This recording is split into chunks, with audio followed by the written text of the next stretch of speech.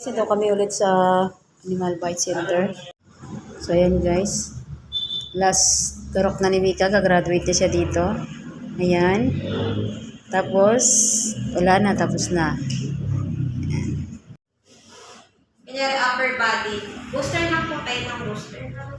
Ang booster natin is dalawang shot. Day 0, day 3 po. Basta tabi nyo lang po yung card nyo for your future reference po. So, ayan guys. Ito lang naman ang kinukunan ko eh. Pero huwag ka na magpakagat. Mahilig kasi ito mangharot ng pusa eh.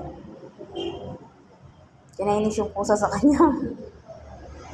Minsan nilalamutak. Ano kasi, may mga puso kasi talaga na ayaw Te. nila ginagalaw. Ayan nga po, minsan nilalamutak niya yung ulo. Kinukurot yung mga tainga. Naiirita yung mga alaga niya. Yan. Ayaw nagagalit. Isa pa sa amin si Jaguar. Yung kinaindog namin. Ayan guys, tinurukan na siya. Left and right. Ayan. So, ayun, tapos na. So, yan lang guys. Thanks for watching. Please like, comment, and share. God bless us all.